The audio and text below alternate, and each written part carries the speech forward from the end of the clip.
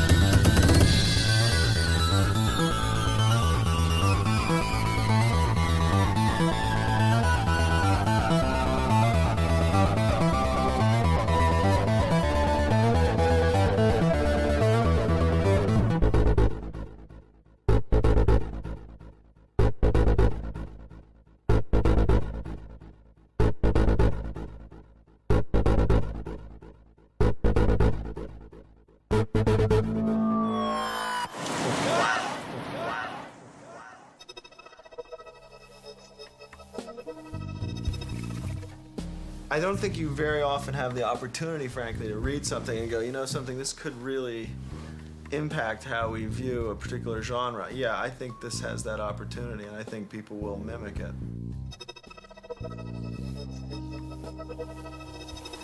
Here they come, ladies and gentlemen, from Chicago, Illinois, the Wachowski brothers!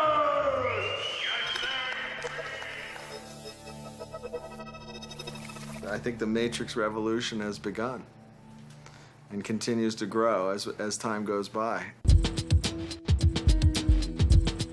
We were really fortunate that Warner Brothers let us put the whole creative team of Matrix 2 and 3 under one roof. Andy and Larry are in casting, and everybody else is running around like crazy, trying to get it together. It's still early on. We're actually testing some physical fights, and we'll be shooting some special effects for Matrix 2 and 3. Well, we're preparing for the next two films, which means we are trying to flush out what the film will look like. We're trying to organise head castings for the actors so we can design glasses and helmets and head things for them. We've got concept artists working on the movie. It's about 5 times as big and 10 times as difficult to put to paper.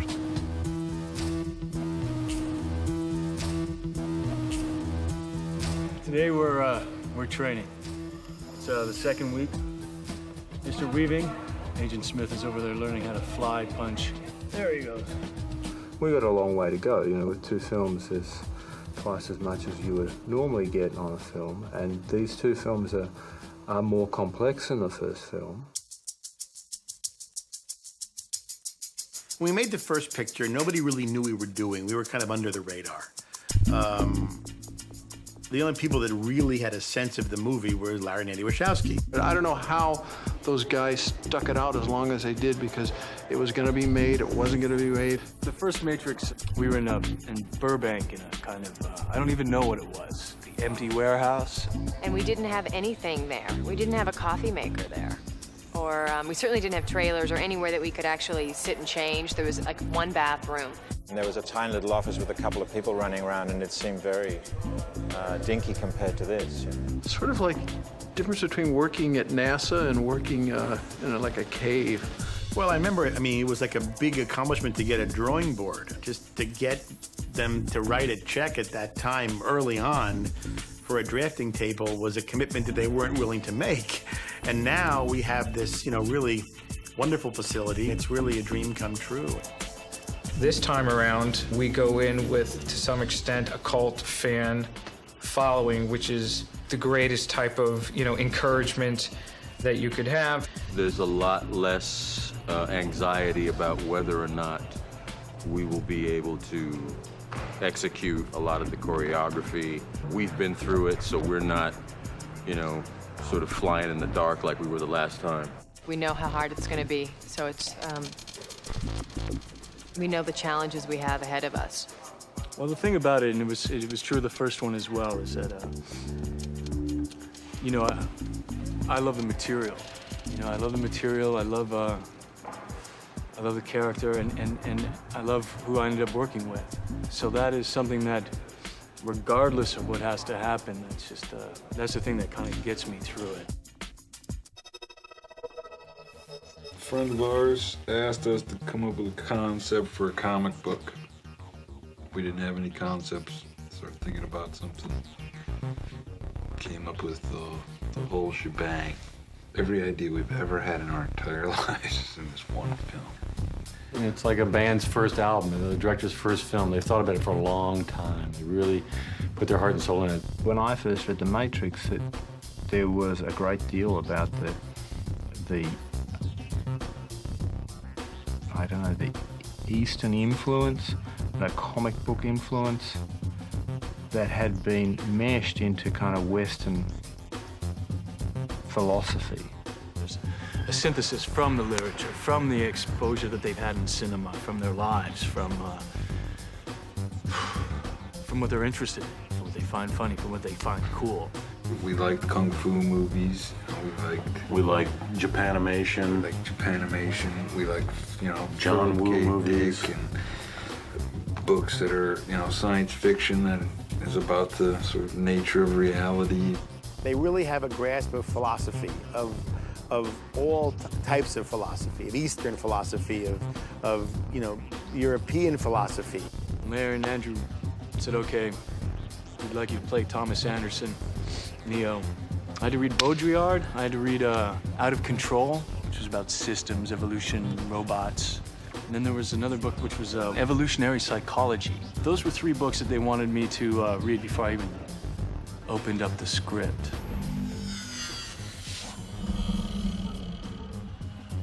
Well, I mean, I guess for myself, to play Thomas Anderson, he was searching for the truth to his life. He felt that something was wrong. He felt like he was not having real contact. He was searching for something. He was searching. He felt that there was something behind the veil. You ever have that feeling where you're not sure if you're awake or still dreaming?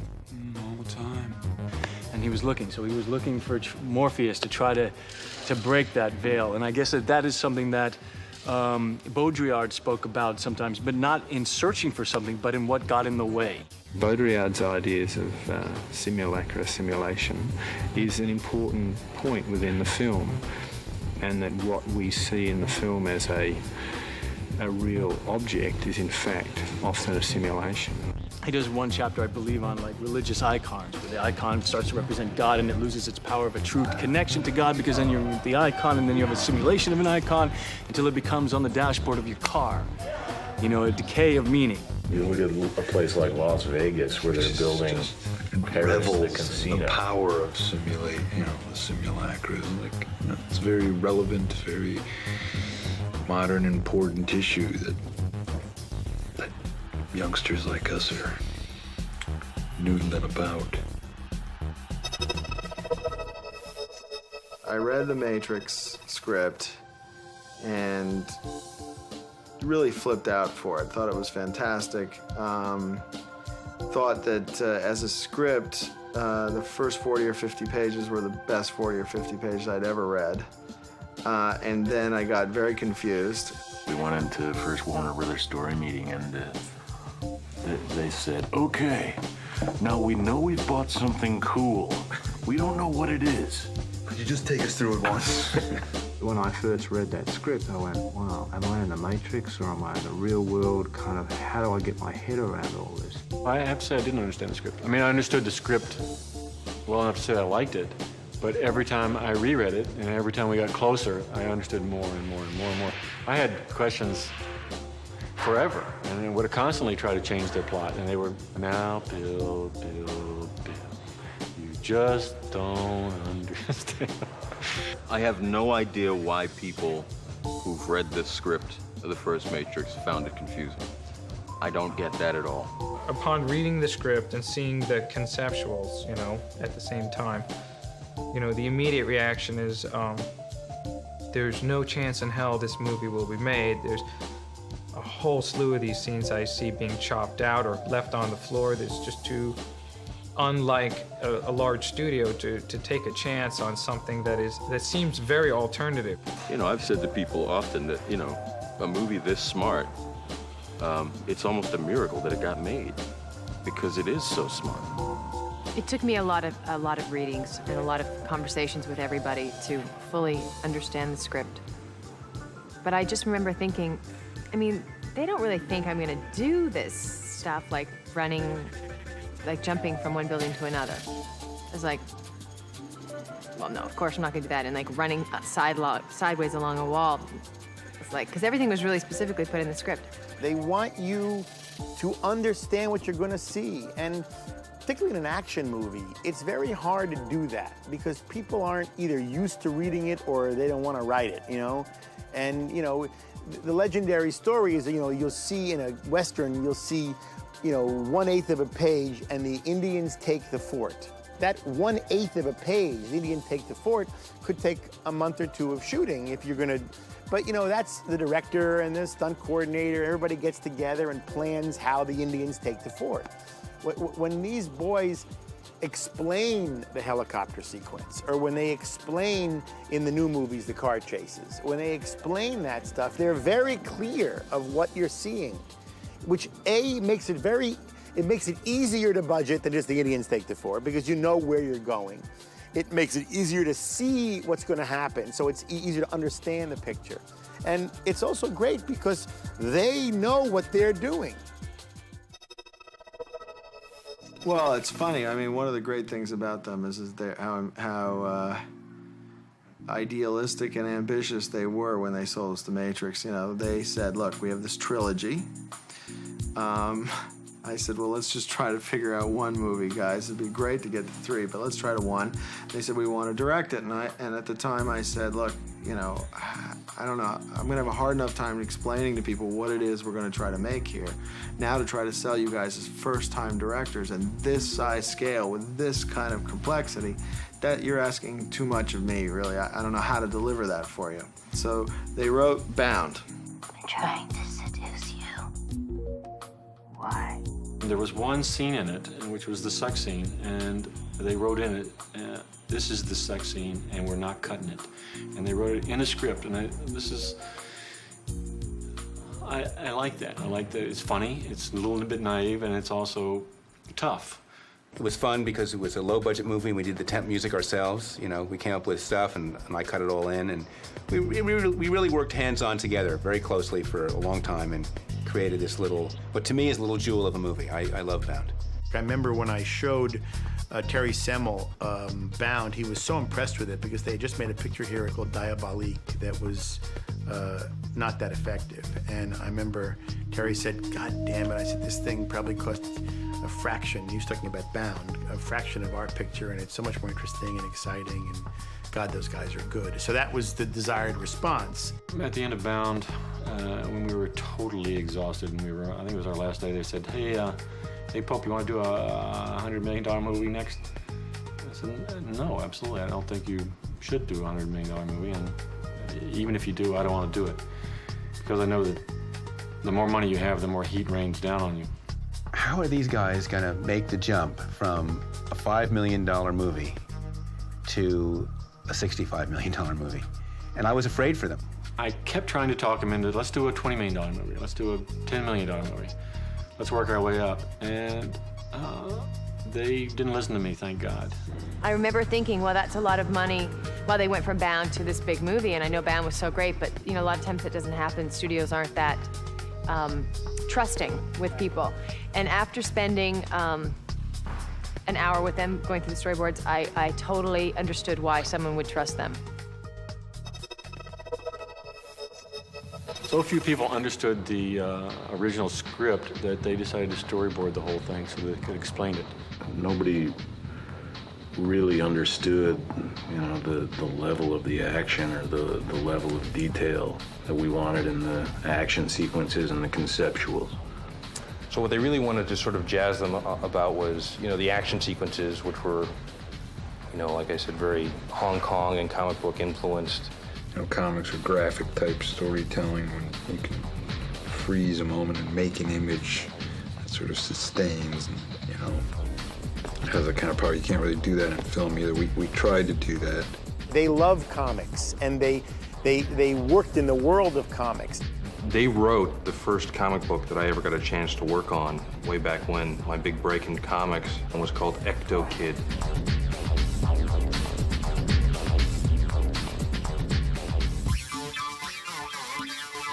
And I remember going and watching them do storyboards early on, and they would act it out. And they and the storyboard artists would look, you know, this is the frame, and you could see they're drawing from life then. They're not drawing things that can't appear. They're there for every shot. I don't ever just get a script, sit in a room, and come up with a bunch of stuff and say, hey, what do you think of this? They, you know, they go over every shot that they want. What Larry and Andrew are doing sometimes is examining. They'll take an idea and they'll see different sides and flip it around. Just look like, and that's even what their camera does. Here's an event. What does it look like over here? What does it look like from over here? Well, this is neat. This is interesting. The immediate result of their comic background is that their storyboards were far more dramatic, and the moments that they select to actually draw, the snapshot in time, is often right on the head, the most maddening, the most, you know, emotionally evocative. The whole notion of storyboards and what the Wachowskis do are just, there's no compatibility to that. These are paintings. They are, you know, they're master drawings. Jeff Darrow came aboard and did a lot of the conceptual work. I only knew 2 comics of Jeff's before. One of them, a legendary comic, Hardboiled, of course, and then Big Boy, which was not so famous, but Hardboiled among comics people is pretty well known. I had Hardboiled on my shelf like millions of other people, and all I could assume was that the man behind that was the most demented individual on the planet. You know, I was expecting some guy, you know, with, you know, covered in tattoos and piercings. I assumed he was, you know, a very skinny, scrawny methamphetamine abuser. When Morpheus tells Neo he has to free his mind, you don't gotta say that to Jeff. Jeff's mind is free. I mean, he's out there. I remember they tell me one guy wanted to know what kind of drugs I was taking. Sominex and Metamucil. They'd seen some drawings that I did that could have corresponded to images they had, especially with the sentinels and the robotic part of it. And I think they said that they liked the level of detail that I put in drawing. He draws so many details that it becomes serene. At the same time, inside it, in every section of it, is madness. In many ways, Jeff is wired to Larry and Andy's brain. I mean, they're all wired on the same circuit. During the entire period, you know, they were always, oh, I hope we can get this in there. I hope we have the budget for this, and I hope this looks the same. And at that point, I had no real experience in storyboards, and I had no idea how closely that they were going to get followed. I was amazed that they got everything as exact as they had wanted it. It's right out of their brains. What we had to do really with the film was to establish, I think visually, the difference between the Matrix and the real world. Our job was to differentiate the 2 worlds in as quiet a way and as pervasive a way, so that it took you someplace, but not in an in-your-face manner. In the Matrix, everything was slightly decayed. Everything was slightly monolithic and grid-like, like a machine would make it. And you notice in things like the interrogation room or the government office, there are grids on the walls, there's grids on the floor, there's even grids in the ceiling. And so we're hoping that that will convey a feeling of artificial control, if you like. Owen and I collaborated a lot on the strength of the tones of green in The Matrix. Also talked with Bill about, you know, when the light hits a certain fabric or a certain leather, or how I could make it pick up green, or how I could make it pick up different colors. In the neb, we wanted it to be much more about the human beings, and so we used, you know, longer lenses and sort of let the backgrounds get all sort of soft and have the humans stand out more. Their clothing is a little more humane and cloth-like, and their makeup is more natural, their hair is more natural. They're less styled. It was a very hand-hewn world as opposed to The Matrix. Also, they're a mercenary group of people, so they have more on their minds than fashion, you know. The Matrix would always have like a green bias to it, whereas in the real world we went for a blue bias and we avoided green, except for Tank's console on the Nebuchadnezzar, which has got green code in it, which is of course the Matrix. So all of those things, which might not seem a great deal to anyone else, for anyone who's actually trying to work out the nuts and bolts of the film, they're kind of like revelations, if you like. You know? I guess my job is to try and create the environments for Larry and Andy and the actors to sort of work within. What he did, what, you know, Australia, the whole art department pulled off, is most people won't believe it, I don't think. The largeness, the hugeness, the sort of complex set after complex set after complex set, and like built them all. They're all beautiful, they're all totally realistic. I think his design was so spectacular that he even surprised Larry and Andy, and he kind of went further than they had imagined. That's a real credit to him. We've sort of fallen back a great deal into, and utilised, as Larry and Andy wanted us to do, a lot of Jeff Darrow's drawings, which were the original conceptual thing. The case of turning a lot of Jeff's fantastic ideas into reality have meant some adaptations to, because we deal with gravity and not just a piece of paper, but essentially we're trying to sort of evoke that sort of world that he's developed, which is kind of cool. Well, Owen sets, you know, also being derivative of Jeff Darrow's demented imagination, were fascinating to look at. Most of them I wanted to turn into a nightclub after the film was done. I think sometimes building sets is like The Matrix itself. On one side there's plywood, and then you walk through a doorway and there's another world. Just being The Matrix, I mean, there's a kind of like simulation to every object. That's kind of the illusion of The Matrix in itself, you know. Simulacra simulation was very much the case. Basically, my job is to take the script and show people who the characters are by what they wear and why they would wear them in the environment in which they're placed. Should we go to Laurence next? Yeah. We've got two different kind of looks. The directors come to the second fitting, and then we iron out things like, can you do kung fu? Can you hang from the ceiling upside down so we don't see up your dress?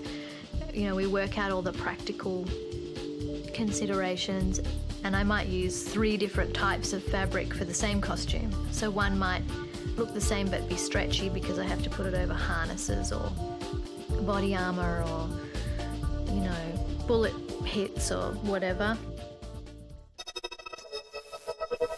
Visual effects, if you do it right, should be a part of the conceptual process, because if you are going after the unseen, then planning the unseen should involve the visual effects design. And Larry and Andy understood that right away, so they brought me in. It went during this time of development. We were speaking before of the sort of impact that comic books can have in terms of their frozen graphic moments. What we really like about slow motion is that it sort of brings some of that quality to action scenes, but what we also like is we like to move the camera. So we started off and we had this concept of shooting something in slow motion and moving the camera at regular speed. And Bill Pope, the pussy, wouldn't strap a rocket to his back. The discussion was, we put a rocket on, you know, on a dolly so that it zooms real fast. Well, that wasn't really practical because, you know, you wouldn't really be able to focus and see the shot. So it had to be some sort of effect. Somewhere along the line, they connected up with John Gate. I don't know how. When we started preparing the first movie and started looking for a visual effects crew that would work with us, and we went to all the, you know, usual suspects. We went to ILM, we went to Digital Domain, we went to all these entities that are you know, well thought of in the world of visual effects. Gated was not part of that group. I mean, he was outside that world. You know, they showed their boards a few places. Each time that they had done that, they tended to have a similar reaction. Faces turned white, or some proposal for a physical camera invention that would effectively end up with the camera exploding because it would have to move too fast. It would be, you know, connected to a rocket sled or something like that in order to achieve their shots. John's idea was to replace it with hundreds of still cameras, so that's really what a moving image is 100 still images. He can make it look like a motion picture image rather than a still image. Bullet time is basically like mind over matrix moment, or a moment where we can see, you know, time in, you know, the speed of light or the speed of sound. I remember the first test I saw was an exploding trash can, and he froze the flames and the explosion in midair and moved the camera all the way around it. Yeah, bullet time was really the technical hurdle, but the conceptual, you know, nut to crack was the portrayal of the real world, which was, oddly enough, the most bizarre part of the movie, which turned out to be the place where, you know, horrendous, hideous biomechanical beasties lived and ruled and enslaved mankind and all of those things. I tried drawing the Sentinels and I didn't get what they wanted. And they called in a couple other guys and they had them do it and they couldn't get it. And I talked to them a little bit again. I said, let me have one more shot at it. And I drew it really, for me, razorly fast. I drew it in one morning because they were going to Warner's. And they said, I got it. And that was the basis for what the Sentinels turned out to be. So I was real happy because I think they're like the villains in the movie, and it's nice to have had a piece of that.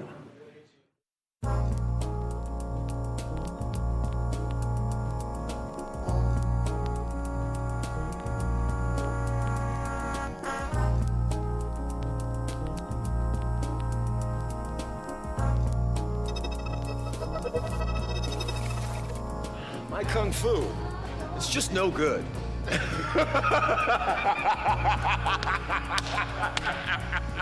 We're hoping to shoot the kung fu the way that Hong Kong guys do, which is have the real actors exchange 4, 5, 6 punches, to choreograph the fight like a dance, let it sort of happen in front of people instead of just creating it in the editing process. And that required all of the actors, all the 4 major actors anyway, to undergo some massively intense study with, we think, one of the best Hong Kong choreographers, Yuen Wu Ping.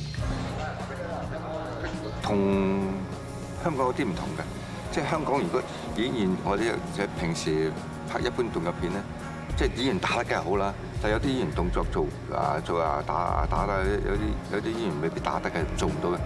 通常我用替身嘅。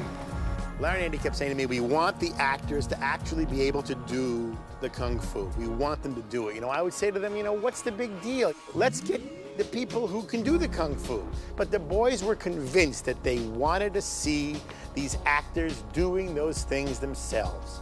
Actors always bring more to believability of it than a stunt person is, no matter how good they are. If you can raise the actors up to the level of the stunt people and the action, then you've got the best of both worlds. 開始兩兄弟咧同 Andy 都已經識咗4個月嘅時間訓練㗎啦。即係我自己感覺上咧，就應該唔使係咪啊？應該即係2個月都已經好足㗎啦嘛。啊，後尾即係睇佢哋啲動作打拳一腳都唔似樣咧，我都頭暈啊！我都驚4個都唔得。Sorry. We were very upfront with how demanding we thought the film was going to be. And we were just hoping that someone would be crazy enough to do. I had no idea what we were in for. You know, they said 4 months of training. I said, okay. When I first talked to Larry and Andy, they said, you know, there'll be lots of training, kung fu training, and are you okay with that? And I said, yeah, sure, that's no problem at all.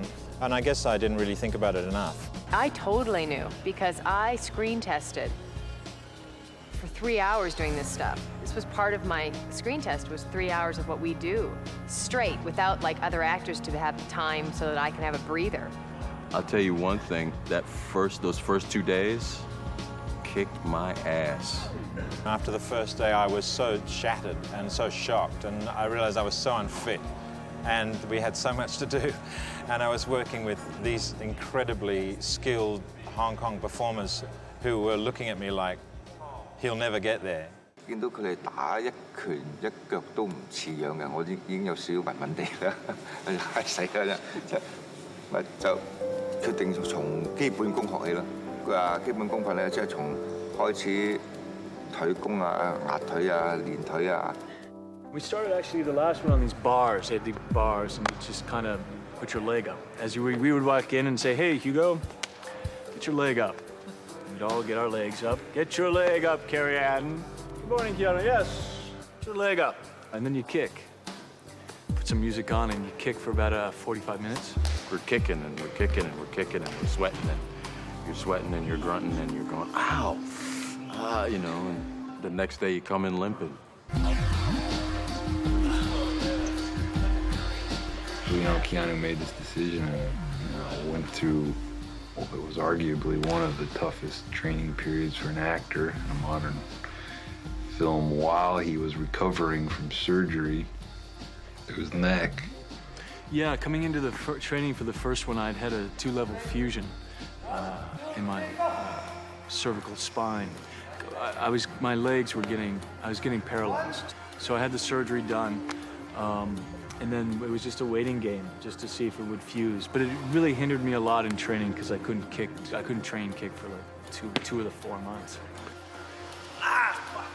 It was devastating to like watch because I was always like, like it hurt me to watch.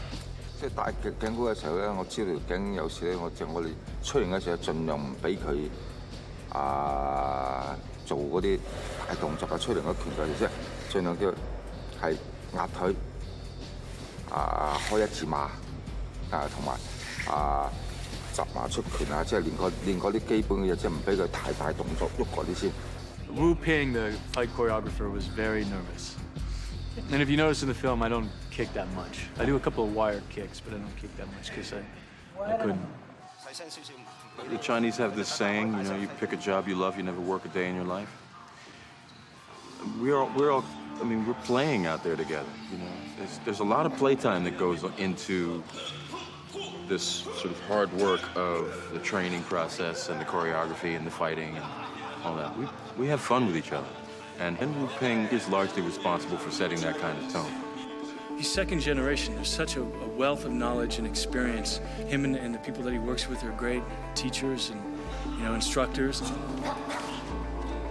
Yeah, well, we basically had the basic structure, the big broad structure of how we wanted the fights to work. And then he just would rough in the fight.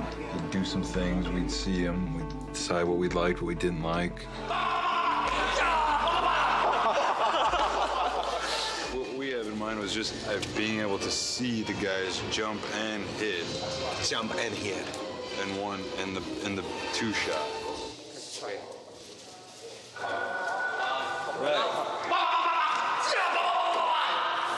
How do they hit? I mean, is this just a takeoff? Is this? 最后两个人在空中撞。也是这样，在空中一去，他拉我撑我，好像就空中杀。And when he actually fly out of the shot. Another one out of the shot, and then one shot they hit each other. That's what he's thinking. That's what I thought he was thinking. All right, okay. So you want to see them hitting, flying, hitting in one shot. Is that what you're thinking? That's what we were thinking. Too hard. 是不是太好笑？不緊要嘅，我哋用。哦。He said he doesn't have enough people to draw. Oh, guys. We'll get on there. Okay. Let's go.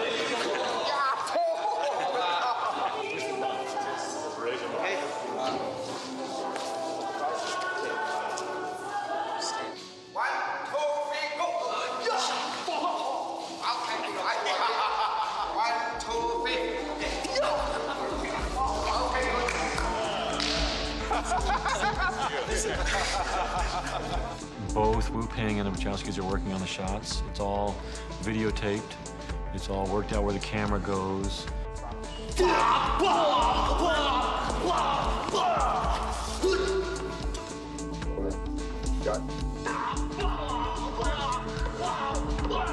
And then basically they would start training the actors with the team to learn those exact moves, and they would just practice it over and over and over and over. Sure we don't move on that? Just stand still, huh? Yeah. Okay. Coming at you. I mean, the dojo fight with Keanu and I can't even tell you how many times we practiced that. And, like, just the first part of it. You know, we spent like the first 2 months on just the first movements. You know. He would look at us and develop with us, kind of collaborate with whatever our body styles were, what our style was. He'd let that develop. 只每個人就強項嗰個差唔多啦。我 Carrie-Anne 嗰啲就即係女人個身形美感嗰啲出，我俾威一教佢威一跳啊彈啊，即係走路啊，即係個姿勢靚些少咁樣，即係佢呢啲係佢強項，佢動作即係有少美感咯。Laurence 咁樣咧，佢本身，我覺得佢本身可能天生嗰種彈跳好啲啦，同埋 Keanu 咧，我覺得佢就好勤力，即係次次覺得自己好似好唔夠咁樣，即係有時點解我哋禮拜日休息㗎嘛？有時禮拜日都要求我哋再練啦，即係練好啲，即係我覺得佢即係。Keanu 咧，佢個性格就好勤力，好想做好件事。So maybe, Commander. Good. Bang, bang. Bang. Maybe I can go. Can I go like this? Yeah, no problem. And then step in. Yes, no problem. And then. Yes. Hugo 咧，我覺得佢就比較硬淨啊，即係好似好啲人咁，佢真係好似嗰啲人咁啊，即係佢係好硬淨。Okay, good. Not too much pressure, but enough, right? Solid, yeah. So.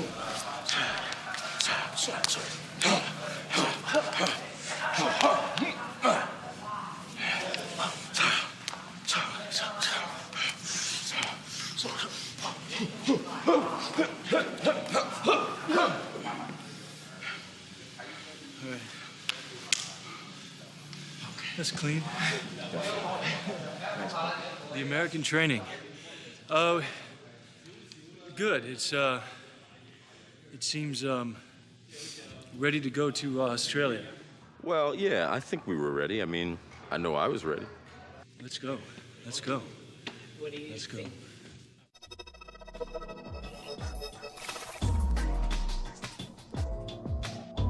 Sydney's a beautiful town. I gotta tell you, I've never seen nothing quite like it.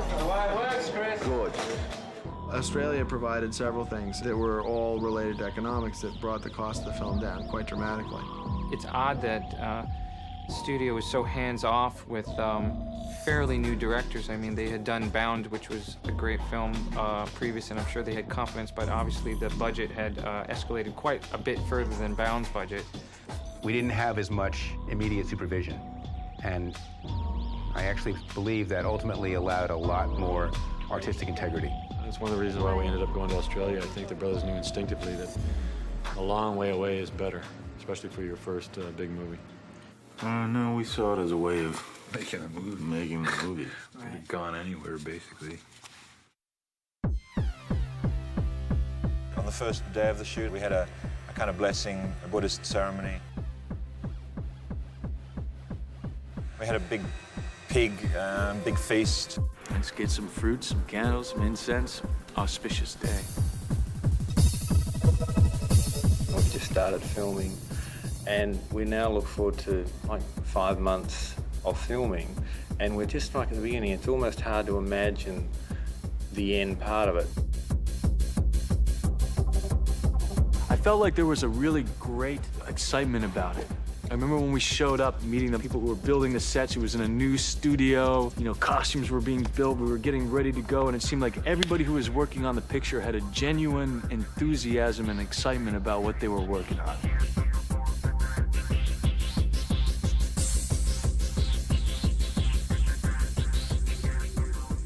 I was feeling really good, and then I got the news that my neck didn't fuse. And so we had trained. What we try to do is train for the train and then fight, and then do the other, you know, and then train, have a chunk of time to train and fight. And so I was ready to go, and then they said, you can't fight. And I was like, yeah. We knew that his neck was injured, and the schedule was backloaded action-wise, so that in the beginning of the schedule, Keanu could do quieter scenes, and as he became more healthy, he could do the harder fighting scenes. Action!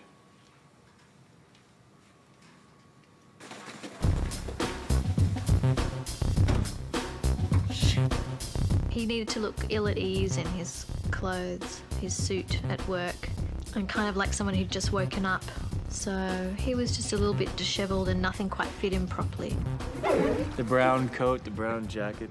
Oh, it was fun. We went shopping for that. We went, I remember one of the first experiences I had with her was just going to a flea market, and to an antique kind of flea market, and just walking through it, looking at, because we saw some shapes that worked on me and didn't work. The most important part is the reveal. Yeah. And a bit of the giant box. What if they, You guys met Robert? Not yet. No. Hey, This Larry. is Mr. Steadicam. Hey, how are you, Robert? Mr. Riley Stanley. The bailout guy, the parachute. Save us. The good thing about two directors is they can act the movie out for you. So show him that shot again, guys. Go frame up this stuff. This is a good thing about having two directors, I think. They can act out all the scenes, and they can Action. Oh, God. Somebody's gonna be here. We're gonna have somebody doing photocopy. We'll see it, and he'll say something. Stand by. Action!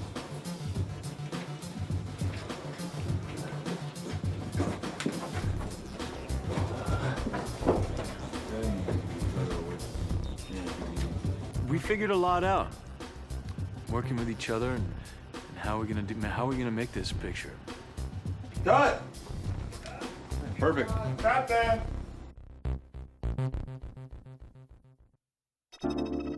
Keanu's first trip back to the Matrix. This is Keanu. Once the veil has been lifted from his eyes, the first time back in the Matrix. That's his trip in that car through Chinatown. Then I go for the jump and free my mind. I mean, I've tried to free my mind and go for the jump. I learn I can die. And then I learn I can die in the neb. And then I find out that I'm not even the one. The thing that used to convince him before he was told the truth, it now looks remarkably fake. So green screen is too sophisticated a technique. We can make it look real.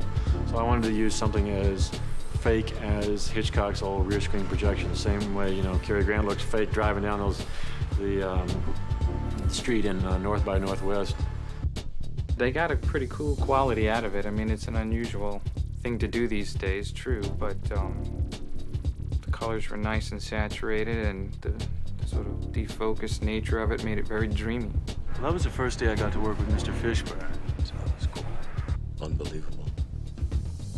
Isn't it? But you know what I loved about that scene, it was great, was that even with the knowledge that what his life was, this kind of simulation, was that he's still fascinated by the technology of what the Matrix is.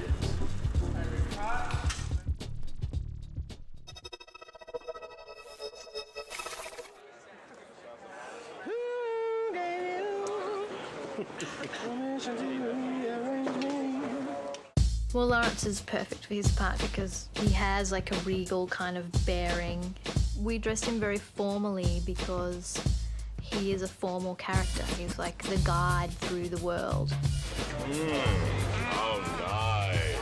G'day. Here we are, in Oz. And I've one question. Where's Skippy?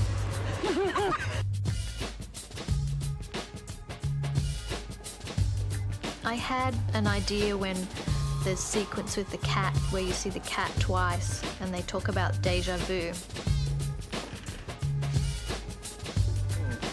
Déjà vu. So we decided to include that in the scene near the fountain to continue that idea of the Matrix was glitching. So we cast a lot of twins and triplets as where we could and then costumed them identically. And I don't know if many people would notice it, but we thought it was a good idea. Okay. You want to put some twins in this? I've got twins over there. I mean, we need how many twins do you want in here? Could you pull a couple of nuns like right to the second row?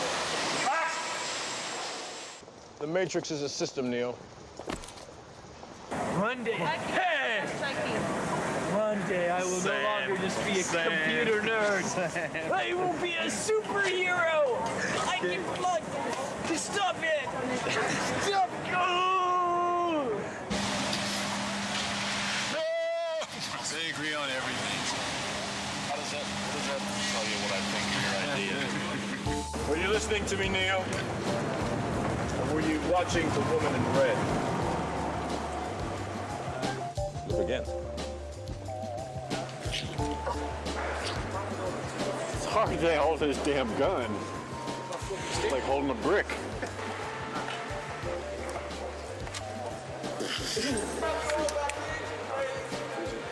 So you liked this better than anything, or nothing? Freeze it. Just freeze it. We'll try it clean and naked. Clean and naked. Freeze it. We're establishing everybody in these shots? Yeah, the order of events is we're going to shoot the background with nobody in it whatsoever. Then we're going to shoot the fountain with a really closed down shutter, which means like when you shoot those water commercials, you want them like super crisp. Then we bring in the crowd. We shoot those guys for all the three angles. And while the people are walking through the frame, we're going to ramp the camera from 24 to 96, right? And in that moment, we're going to stop. We're going to pick a frame that looks crisp and digitally hold that frame for the rest of the scene. So everyone's like stuck. This isn't the Matrix. No. It's another training program designed to teach you one thing. If you are not one of us, you are one of them.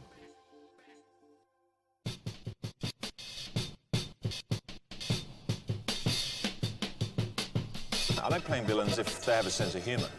And I think that was the key thing with Smith, was that I always thought he was funny. He amused me, and so it was much easier for me to enjoy playing him. We wanted to subconsciously convey like the idea of a secret agent look, and that kind of 60s silhouette seemed to fit really well. You know, JFK undercover look seemed to be the right one. I was actually very excited when we got to do that scene because I felt for the first time I was actually acting. I was actually involved in something that was gonna extend me, I suppose. Door.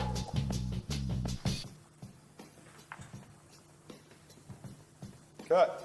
Suddenly, after all these months and months of kind of preparing for something, I felt like I was actually involved in it. To work with Hugo Weaving like that was just, and to see what he was doing as Smith was so fantastic.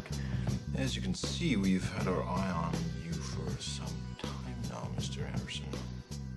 It seems that you've been living two lives. We tried to just go for a very neutral accent, but a more specific character.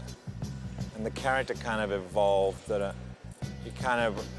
wanted him to be not robotic, but not really human, and more like I kept thinking about a 50s newsreader or someone like that. It's Walter Cronkite. It sounds like, that's the way it is, So great. One life, you're Thomas A. Anderson, program writer for a respectable software company. And also, the more I hung out with Larry and Andy, the more I think I picked up on their rhythms. Larry and Andy both have an incredibly deep voice, and I think that kind of Agent Smith started to kind of talk a little bit like that as well. One of these lives has a future. One of them does not. Somebody said he was imitating us at one point. We fired them. How about I give you the finger and you give me my phone call? To play what was going on, like I'm scared, but also kind of the you know, the kind of some of the chutzpah that Thomas Anderson has, you know, fuck you, man, fuck you. Yeah, I keep getting into this attitude when I do it, like the guy just turns into this guy. Like, I feel like I'm like some 70s hippie guy. You know what I mean? I really feel like I turn into that.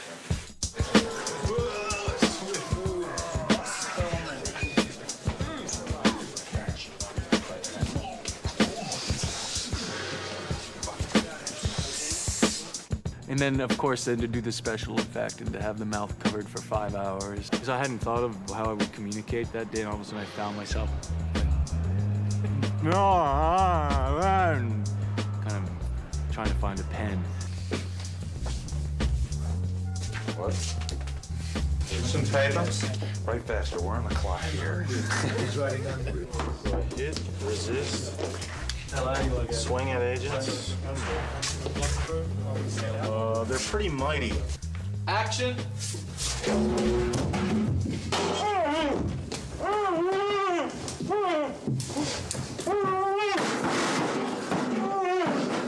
You're going to help us, Mr. Anderson, whether you want to.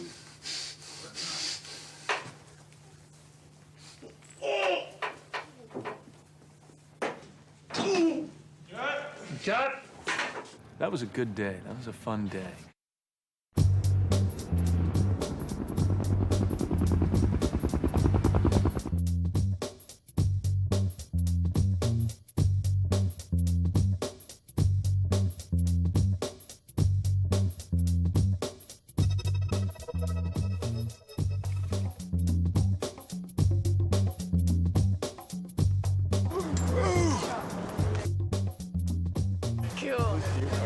That was great. It's telling me not to worry so much, it's starting to worry me. What's the stop right now? What's going on? Okay, this is a Bill Pope light right here. The early days were terrible. It was physically debilitating to go up on top of all those rooftops. You had to get the gear up there. You had to bring the gear down. I was excited. It was, okay, here we are. How's this gonna happen? What are we gonna do? Can we do it? What's it gonna be like? I feel that it's gonna be good. Sometimes you gotta go with the flow. You know what flow is backwards. Keanu 同埋阿 Keanu 都每人一兩個鏡頭、3個鏡頭打，就我感覺出嚟就好似開始嚟講，我感覺 Keanu 啲動作嘅仲係好生硬。I repeat, we are under attack! I remember the first thing I had to do in The Matrix was a fork kill. I was like, kick him in the head. I kick him in the head. I've been training for 4 months not to kick anyone in the head. Kick him in the head. Okay.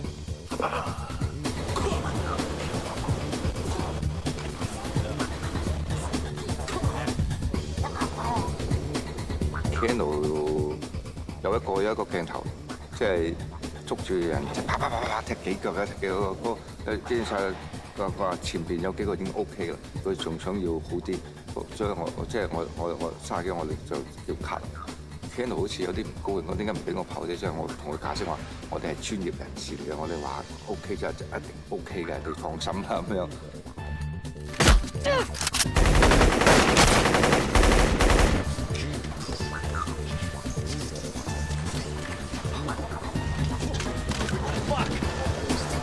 I can go snort now, right? Fuck, that sucks. Action! Dive! Cut! Oh my gosh, and that first day we did it on the rooftop, I woke up with it, like my neck went out and I couldn't move and I was crying, you know, thinking, oh no, and they brought a masseuse over to get it out and we did it. Thank God for Advil. Oh, yeah, very good. Yeah. And act!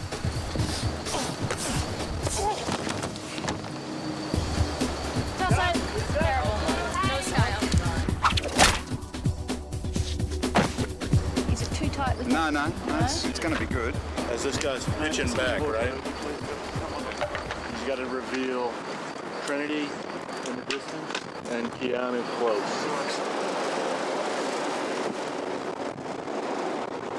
Is it a solid or is it? It's a good test run anyway. Those things are just sort of slow. Maybe we shoot it. He should like go and then fall out of it. Excuse me, mate. Could you pull that out of my head, thanks?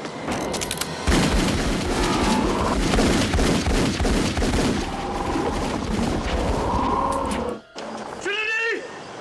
Help! There you go from the 150 to Trinity. Help. Oh, you want to be in that? Yeah. Let him go down here.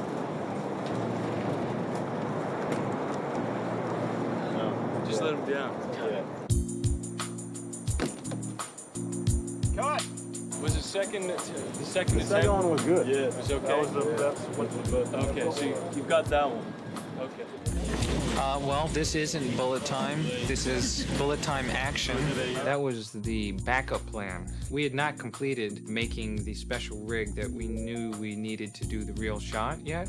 We wanted to make sure that we could do that scene if the bullet time process didn't work. And we had all these rehearsals with stunt folks. You know, there was some rigidity about it, or there was something about it that just felt clunky, and we were really worried that Keanu would not be able to even go that far. We do one where he goes 2 and then try to start back the other way. And all of his performances were much more fluid. That there was this extra like inertia, you know, emotional inertia that allowed him to stretch his body into that ultra limbo-like position. Yeah. This one's first? Gun? I mean the hit. Yes. Okay. Okay.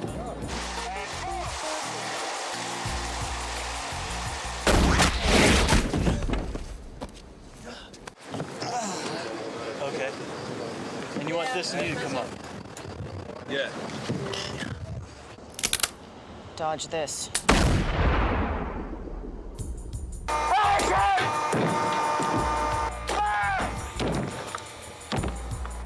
Okay, let's complete checks, please. Anybody shoot?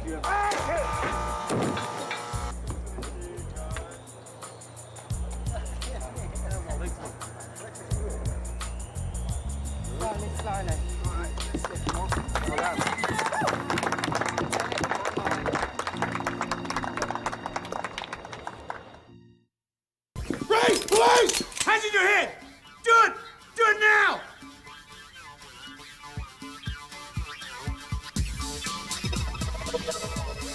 Trinity wore the most bare skin of everybody, so that you had that distinct difference between something black and shiny and kind of metallic looking and then somebody's flesh. We spent a lot of time experimenting with, you know, what different fabrics did in different types of light, so that we could get Trinity really like a mercury oil slick.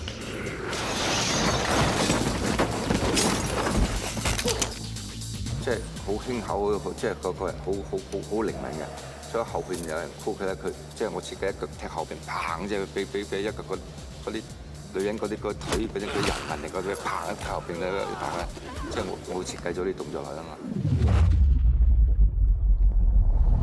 1, 2,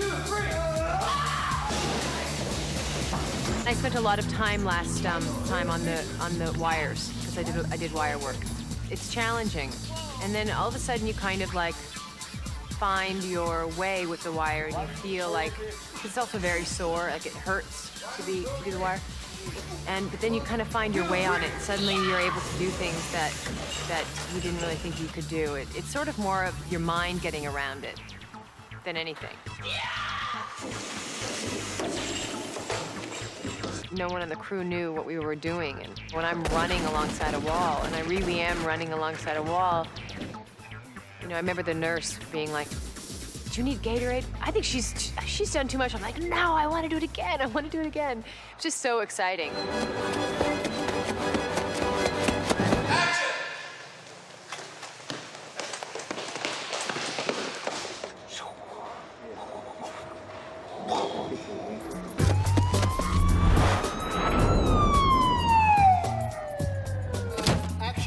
Stunt people don't like work on wires all the time. You know, it's sort of a specialized thing. And so my stunt double, it just didn't feel right watching it. And so Larry and Andy were like, they turned around and looked at me, and I said, "Okay." Try it. So a bit changed? Yep. And I got up and did it.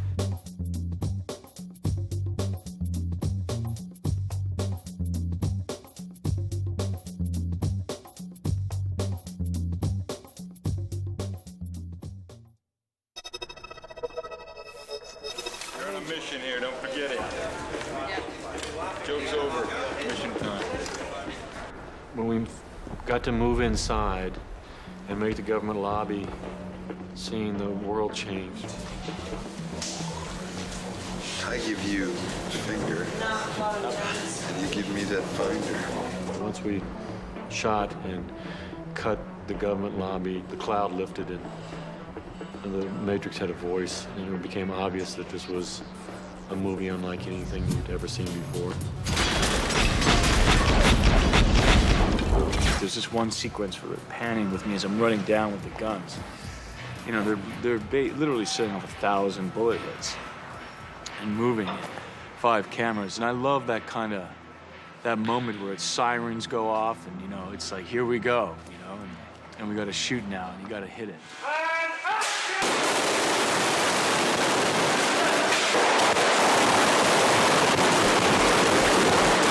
They said, "We need a foyer for an office building." And it's kind of like a mausoleum, you know. They wanted to be able to run along the walls. They wanted to be able to do cartwheels, so you obviously had a lot of wire work, so you needed to build a set that you could either access from the middle with wires or lower parts. Would you please remove any metallic items you're carrying? Keys, loose change? Holy shit! He needed clothes that would be practical within those actions. And he had a lot of guns to carry, and he had to conceal them. I wanted him to have a bit of a gun-slinging attitude. Got it. And then you just keep rolling. Ready? I wanted a very specific, very stylized approach to the destruction. Basically, we wanted to be able to have these concrete pillars be reduced to apple cores.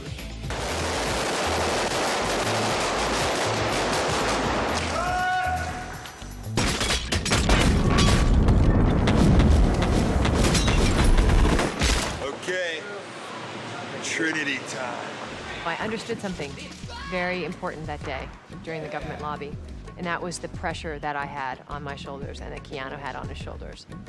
And I had never felt that before. 我到唯一我即係我有少少遺憾嘅就係佢走場一關斗落嚟嗰個鏡頭。1, 2, 3，練。哇！個鏡頭原本想一個鏡頭落嘅，但係結果都要分鏡頭。Because I'd learned like running along the wall, but the cartwheel part is really hard. And so I had never gotten it right.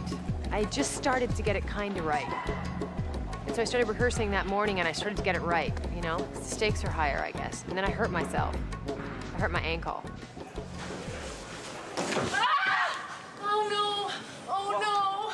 I I remember thinking in the moment that I hurt my ankle that, oh my God, I'm down, but I can't be down. And then when I was told that it was just like one take, and I just was like, okay, no matter what, I'm gonna be able to do this. No matter what, I'm gonna do this. No matter what, I'm gonna do this. It was very heavy. Beautiful. Yeah. So I'm leaning forward, right? Yeah. Sideways. Okay, straight. Go. Yeah, right. Great.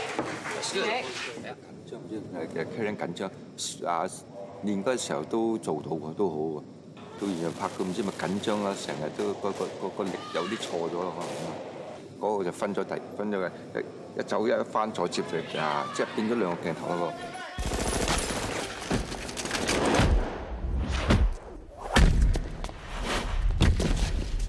To see Keanu do that quadruple kick, and if they've been practicing for 4 months and suddenly see it work, and it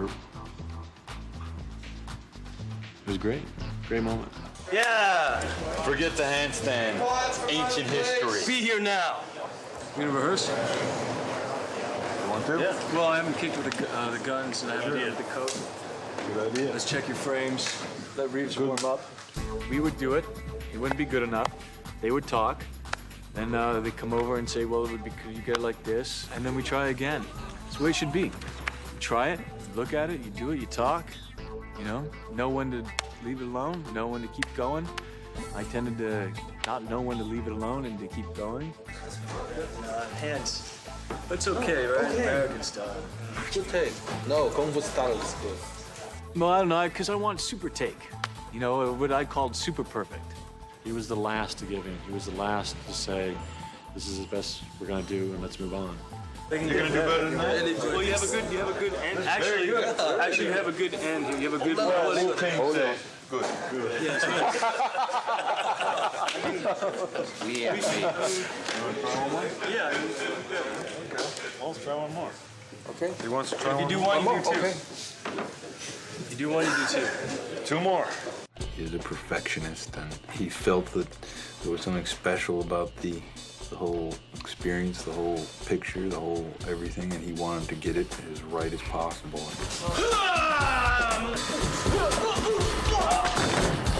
Keanu, of course, wasn't satisfied. It had to be super perfect.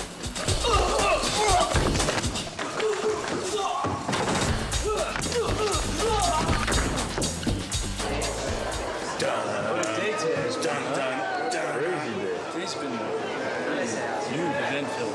And action!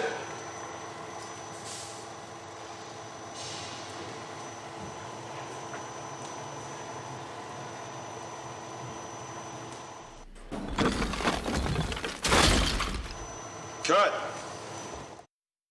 8 days till Dojo. 8 days, that's an eternity. That's an eternity.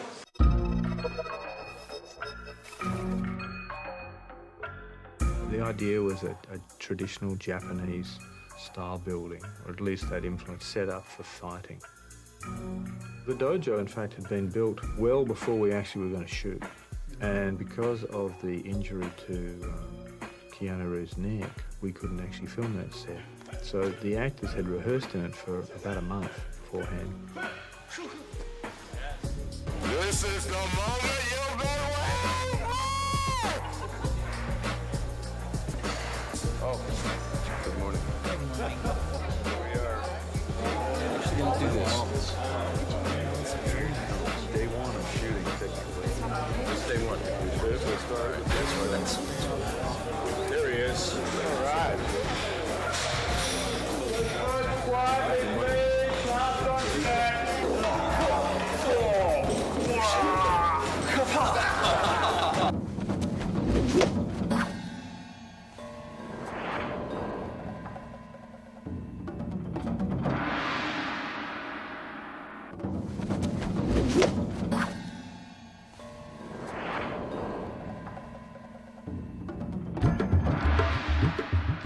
All those poses that you do in Kung Fu have meaning, and they are very specific. It is a dance, and whipping is very exacting.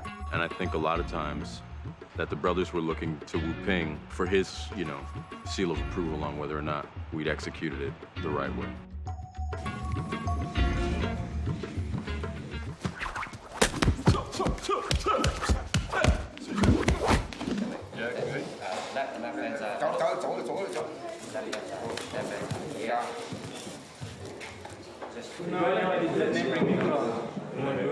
Keanu and I were very much in sync with each other by that time. We had been practicing these movements for like 8 months, but we hadn't really gone full out until I think we got there. We were always concerned about the dojo scene. I was sure they were going to get hurt. They thought they were going to do full contact. They'd kill each other. You could tell the actors are totally into it. And Keanu's little ad-lib of that thing,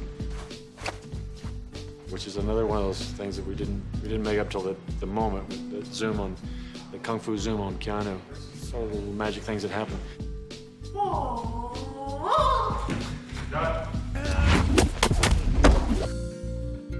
We did 21 takes of the 3 kicks.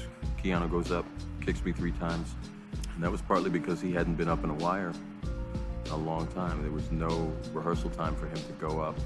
Should I try and jump up or just go straight? You go straight. He wasn't prepared for that day.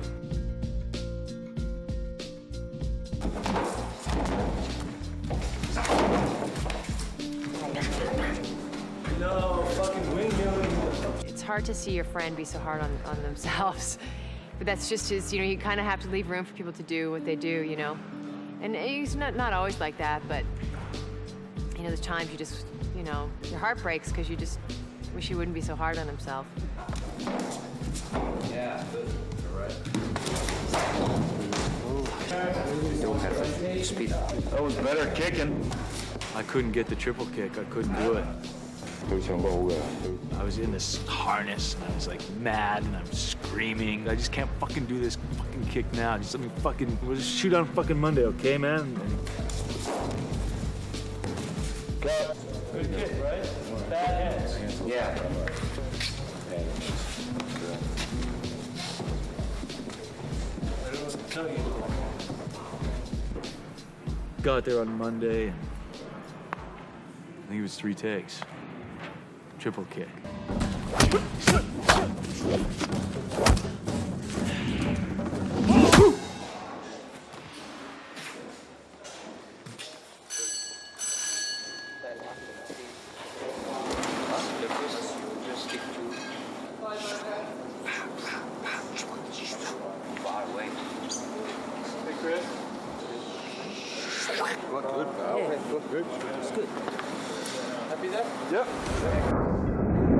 There needed to be a lot of room for Morpheus to be able to do this extraordinary kind of eagle flying kind of kick. And they used a heck of a lot of light on it. Incredible amount of light, high-speed cameras.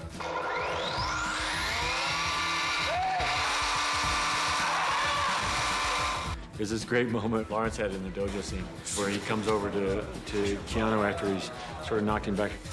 Fuck! And we could tell that Laurence was, by God, he was into this thing. He starts coming at him.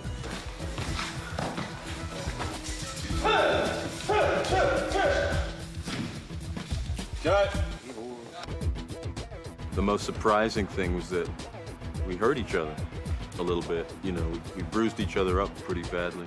When we were training, you had no contact, or you'd have light contact. And then there were certain moments where you had to have more power. We weren't pulling. We had been practicing these movements for like 8 months, but we hadn't really gone full out until I think we got there.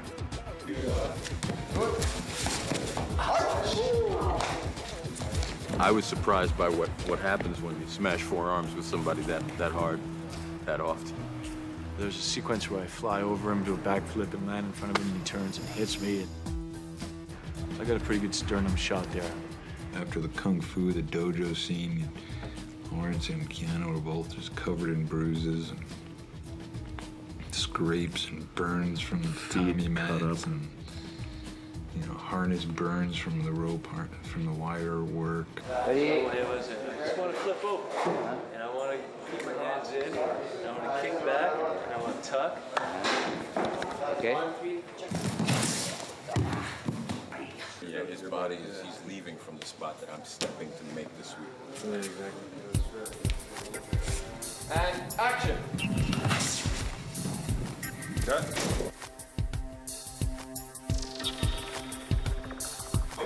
喺度，都定喺，都定好定。後尾再訓練嘅時候，我感覺到有少少問題，我再執佢，再改咗佢。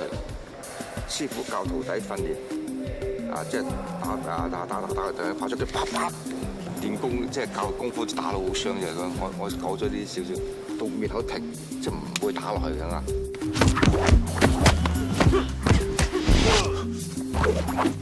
將啲少少嘅嗰啲訓，好似有啲訓練嘅感覺落去嘅。I know what you're trying to do. I'm trying to free your mind, Neo. During the subway sequence, Larry and I got sick. We were in down coats in the summertime. It was a cold set. It was a damp set. What looks like a really simple scene just took forever and ever. The initial plan was, well, we'll go to a real subway station and we'll film. And then when you looked at what had to happen in this environment, it became kind of obvious that we couldn't shoot in a real subway. The set was fantastic. I think it was actually part of an old wheat storage facility. There was a real train track which they'd kind of built a subway station around.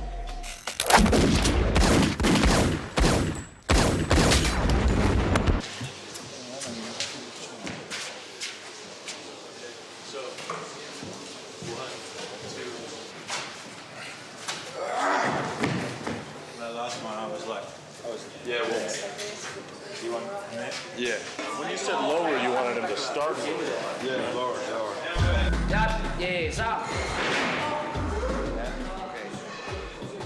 Oh, the wire work was fun, except once you're in a wire and you're stuck in the wire and in harness for a long time, the harness starts riding up, and it's got to be pretty tight. And I remember it squeezing my kidneys.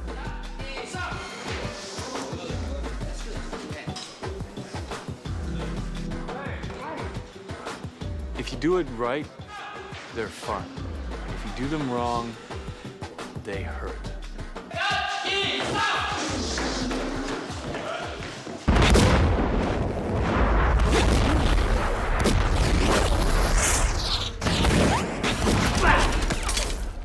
You're empty. So are you. Hugo leaving, relaxing at home. Now the gun's supposed to be at each other's. What are we doing? Directors! Yes. Okay. He's right here. Where do you want these things? Just go up to like an inch away. Oh.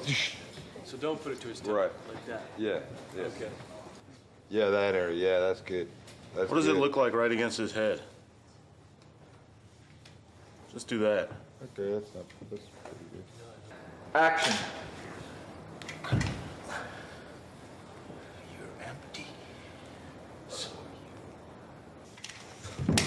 Good one. Cut. When we were shooting the subway scene, we had to really contact each other, really kick each other, really punch each other. There was major contact happening. After the dojo, I realized that how we train and how we film are two different things because you have to have contact. And we had to start hitting each other. You couldn't just fake it because with the way they were shooting, you had to hit. Yeah, I just want to drop that. I almost dropped this in my shoulder. Oh, no.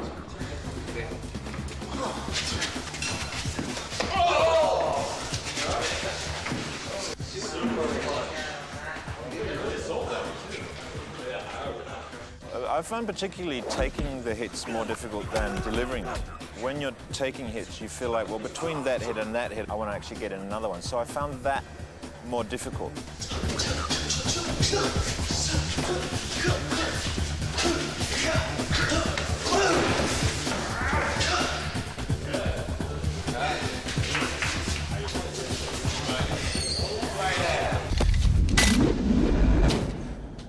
When the wire hits you, if you have your feet higher than your head, it'll make you spin like this. So have your feet lower than your head. I got to work with an exceptional stuntman and Chad Stahelski. When I speak about the fights and the action, I think of it as the two of us. Yeah, good. Yeah. Stop!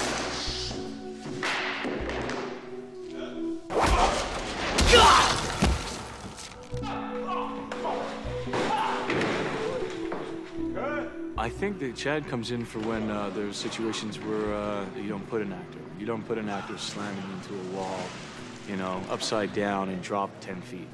Chad did the upside down hit, and then after that, he had to do the ceiling hit where the subway's coming, and Smith is on top of him. What happens when they came down, the other stunt man, I guess Chad was on the bottom, and landed on the one knee, and I think his knee broke, and his shoulder, tore ligaments in his knees, dislocated his shoulders, broke some ribs.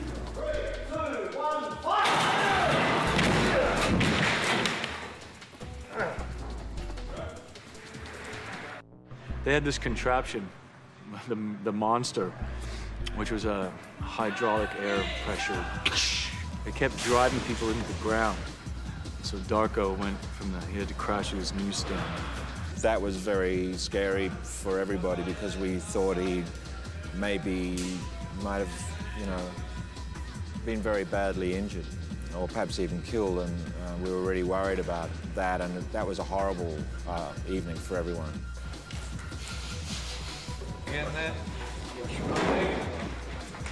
Fortunately, right toward the end, it was Larry's birthday, and his parents came, and sort of the fog lifted for a couple of days, and we managed to get out of there.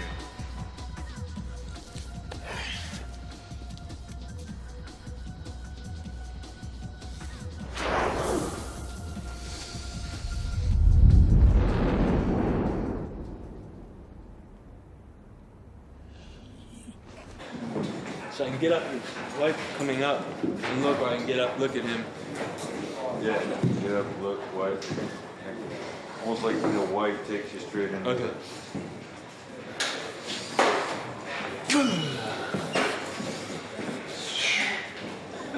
Yeah, come on. Who's not in the fucking standing in the aisles at that point?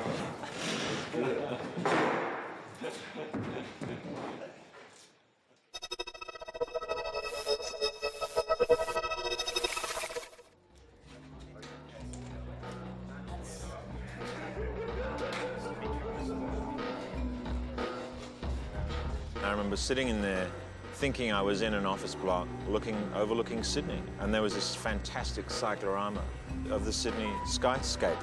It was completely real, except it wasn't, like the movie. It was really cool to be able to stand up on that floor and walk from one office to another office and another office and never once lose sight of the translate.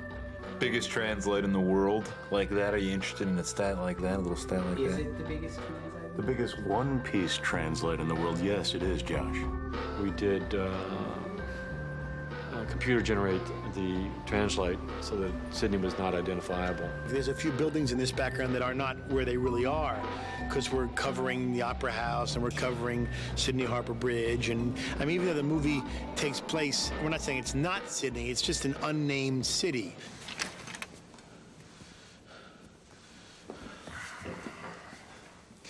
I'd like to share a revelation that I've had during my time here. Smith, prior to that, scene's totally in control, cold, doesn't show much emotion, if any. And during that scene, he starts to feel angry and feel frustrated because he can't get the information out of Morpheus. I hate this place, this zoo, this prison. He's starting to smell things, and he's starting to be like a real person, and he doesn't like it. He doesn't like feeling emotions, and he doesn't like being weak. I can taste your stink.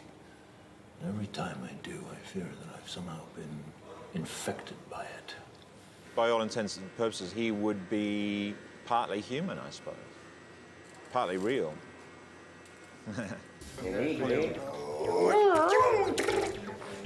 I like to think that Morpheus is aware of everything that's going on in that scene, or at least he's struggling to maintain his awareness. Oh, it's actually about trying to hold your mind. Hold my mind in a place where they can So I've basically shut my mind off. Yeah. Or I've drawn a You're curtain in just front of the trying to- information that they want. There's another part of me that was really sort of sad that I didn't have any dialogue so that I could have a conversation with Agent Smith, so I could say that, you know, oh man, I played this scene with Hugo Weaving, it was great. But, you know, I did play this scene with Hugo Weaving, and it was great.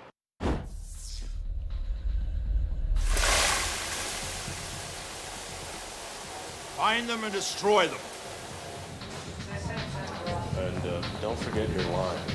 Oh, that's right, yeah.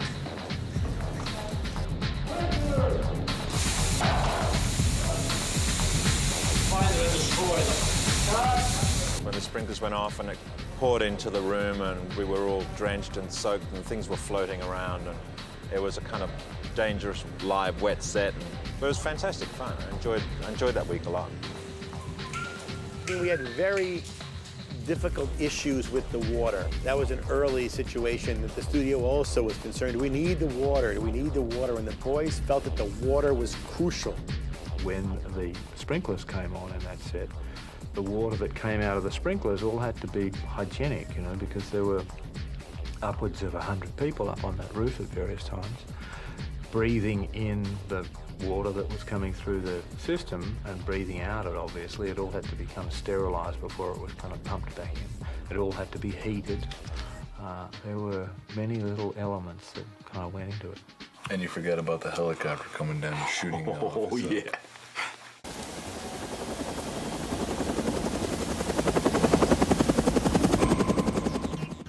That entire helicopter rig, which was a full-scale helicopter, not a real one, but made lightweight by Owen, and it had to operate on all axes and lift off and take off.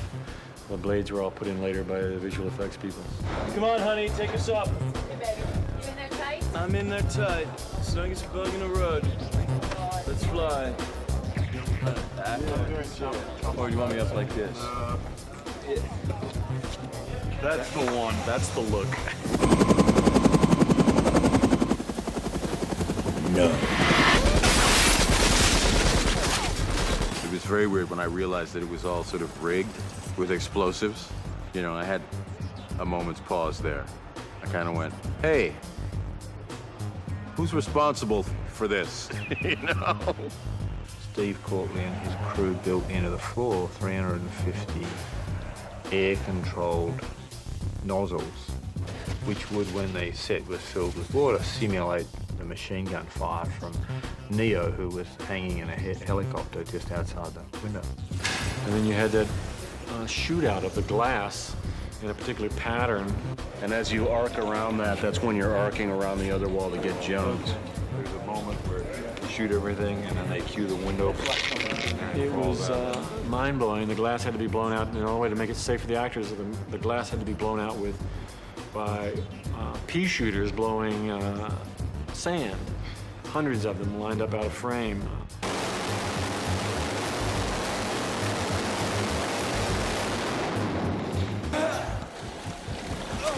He's not gonna make it.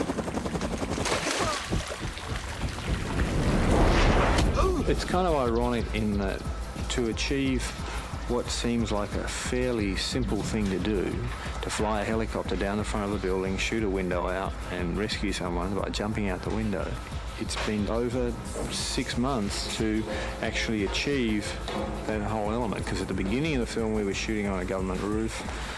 At this point we're nearly end of the film and we're still shooting that same sequence.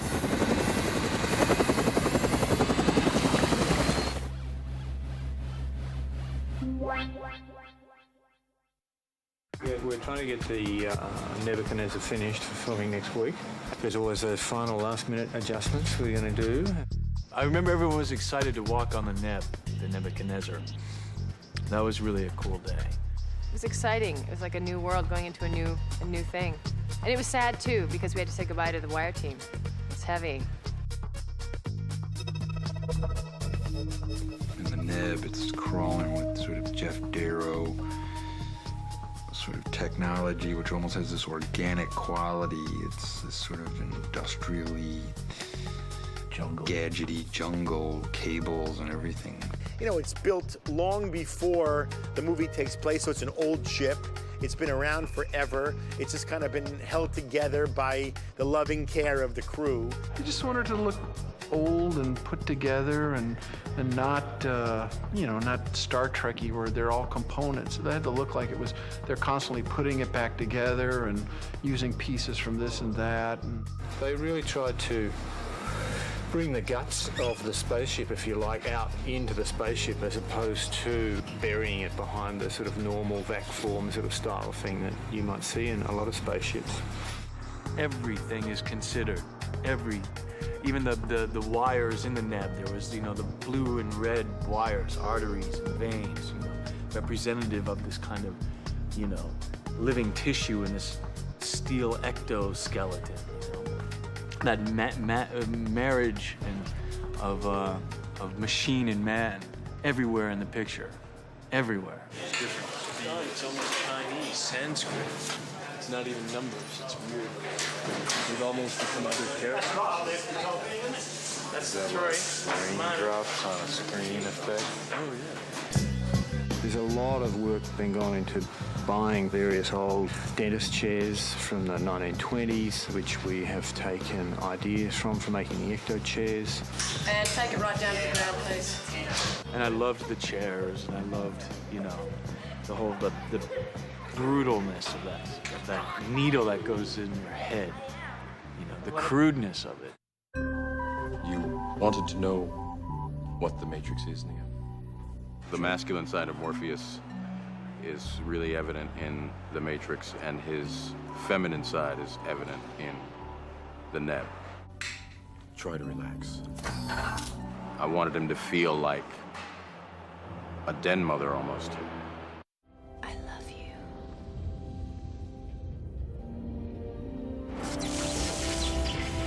Cut, there's a fire.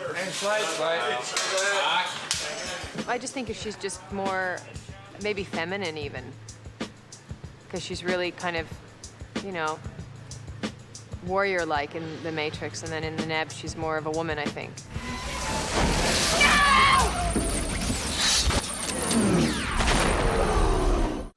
Sentinel. This is what we're looking at. How? As soon as you see that thing go, Yeah. you would say now. And my hand is on here, and I pull this out at the same time. I say now and then push. Pull.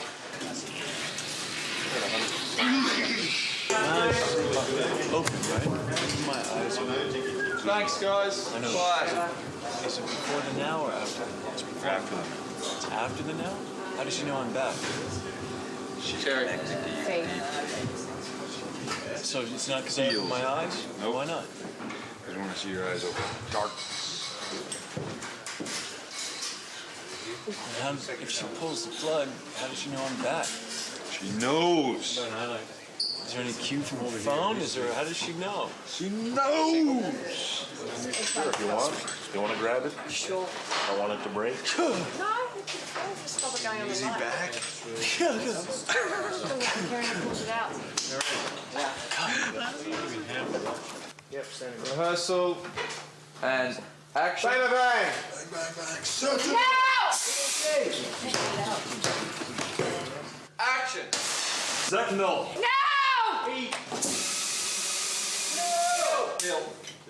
Kill.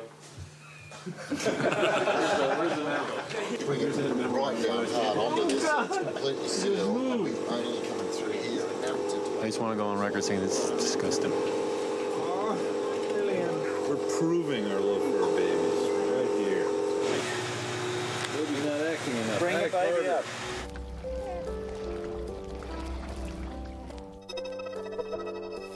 Originally, when they were talking about the power plant, and Jeff was in France drawing it, and Larry gets the first fax, it was a lot more scary than he'd imagined.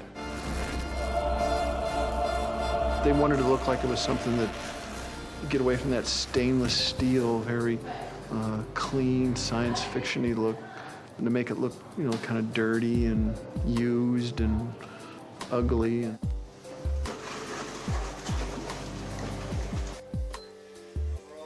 Before we actually shot the pod, we had shot it about 7 times. mainly on video, but the stunt guys have had to get inside it to see how the breathing mechanism would work.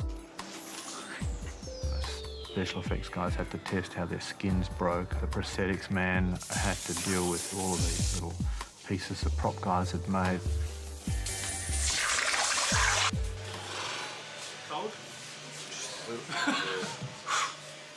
I feel bad for Darko, who was doing some of the testing. He had, originally when they put the goo in there, they didn't heat it. He had hypothermia in like 8 minutes. Okay, let's get him out of there now. Thank you very much, Darko. By the time the actor got in there, they figured out they should heat it up. Give him another one and let him get on his arm.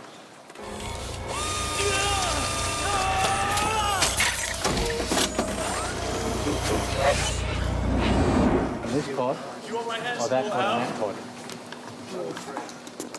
All three? I can't do all three. Not that much, but out is I haven't good. got the cables to do all three. Have I? That's good. That's good. And action. Light. You know, we were shooting the end of the movie, and he had lost a lot of weight, and he shed another 15 pounds for the end of the pod sequence there.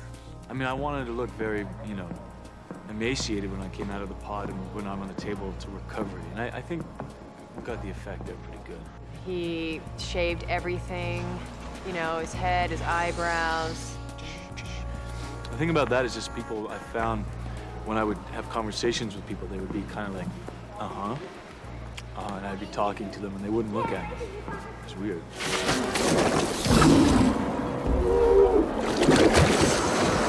Now!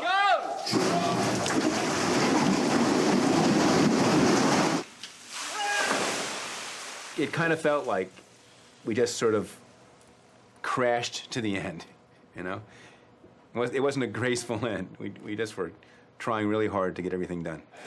Thanks, folks. That completes principal photography on The Matrix.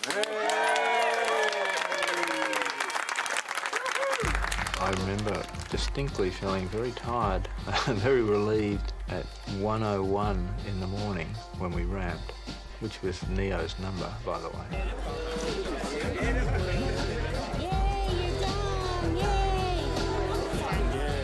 I remember walking from work and they do the whole thing and they say it's a picture wrap, and it's so intense. I mean, it was just crazy.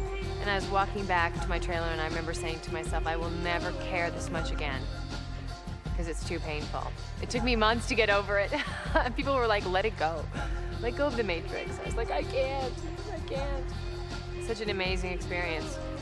Well, we've been shooting for 25 weeks, 118 days.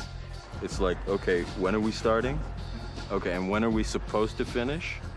Okay, and I'm just committed for all of that, I've never really been able to break it down. I think that has to do with my experience on Apocalypse Now, which was the other never-ending film. You don't expect any film to be as successful as The Matrix was, so I guess we hope everyone that you work on will be, because, you kind of die a little bit every time you finish a film, you leave a lot behind. Editing is all about, it's a cumulative process, and it's all about trying different things, taking things out, putting things in, taking 2 steps forward and 1 step back, being not glued into your ideas, being open to what the film wants to be. There's always a core that they're working around. There's a moment in each scene where there's a shot that's so clearly designed as a key spot, and the scene leads up to that point, or it comes down from that point, but it really gives you something to work around. It gives me something to work around as the editor. The way a shot's typically set up, you show up and there's only one shot. That's the only shot they're interested in getting. And you look for it. You take the finder and they look for it, and you can spend a long time, a lot longer than most crews are used to, looking for that shot, working it out, getting it right.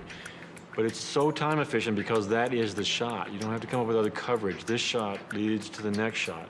And you only have to shoot exactly what's being used. They just shoot what they need, which is very economical. And also, it's fun to watch it because when they shoot it, you see what the scene's going to look like, and you see what you're going to get.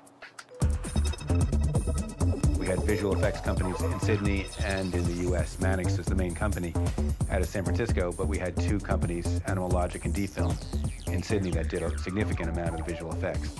Mannix, I gave almost all the creature work went there, and the bullet time type stuff. Animal Logic, I gave them a big climactic code hallway and like the exploding agent. D-Film tended to do difficult compositing. Things like when Neo jumps off the skyscraper and they did the helicopter crash and things of that nature. Early on, the studio tried to get us to take out the helicopter scene. They thought we didn't need to add that as well, and of course we were passionate about the whole sequence. They eventually agreed. Well, the helicopter crash is, I guess, one of the big money shots for the film because it's just so outrageously complex and so just visually intense that it's really trying to be the definitive action sequence, or at least that's our interpretation of it. So the combination of miniatures with live action, with stunts, with CGI, it's a very big sequence. We were very specific and we wanted the glass to explode in sort of an ever-expanding circle, and to actually figure out how to make the glass do that and to figure out basically what glass to use and what explosives to use probably took 3 months of heavy-duty research. This was basically concentric rings put behind the glass with pyro charges that were all triggered to a certain timing.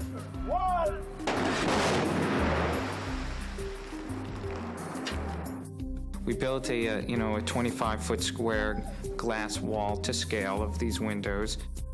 We built a quarter-scale helicopter with its blades and was mounted to a large crane arm.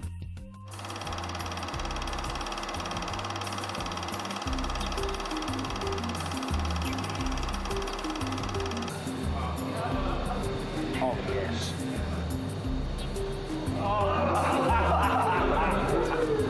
Oh, there's bits there. Oh, yes.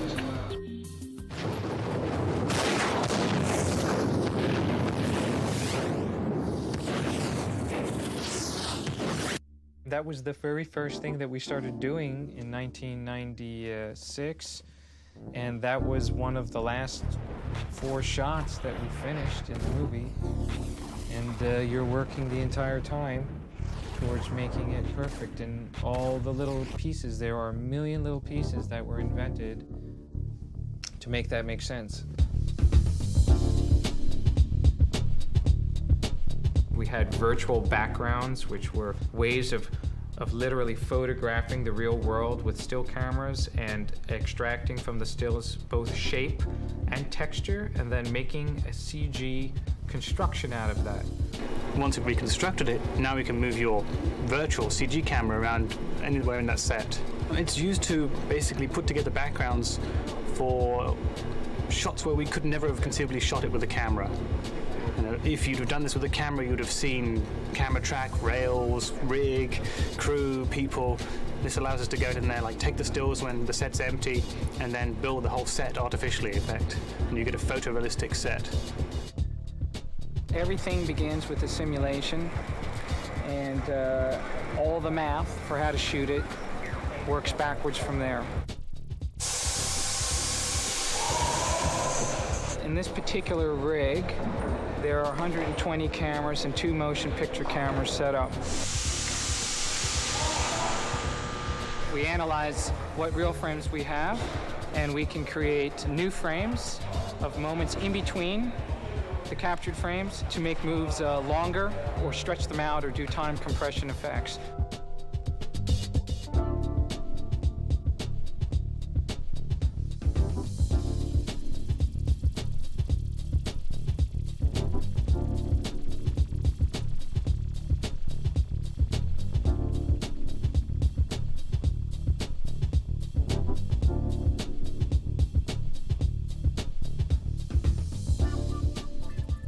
These are like tests trying to find the texture of the pod.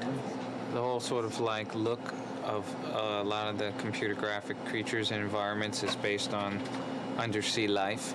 They're much more light absorbing and scattery light and wild colors and things like that, which no other creatures to date really have this kind of quality. Everything else is out in the sun or in like, whatever, normal lighting, traditional lighting. How about, you got like, let's see some pods. This is all computer graphics. It's like the we were talking the babies grow inside there. And it's sort of like Big Daddy Roth meets Jacques Cousteau. Just bring the animation until like there, yeah, then cut it off. Okay.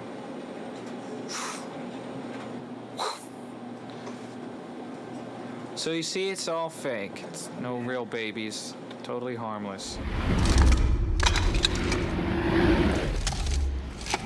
I believe in film as a visual medium, first and foremost. I think sound, meaning sound effects and music, are incredible, powerful tools. Easy, Neo. Easy. Get this thing out of me. Don't touch me. Get away from me. Stay away from me. But I think ideally the film should stand up on its own.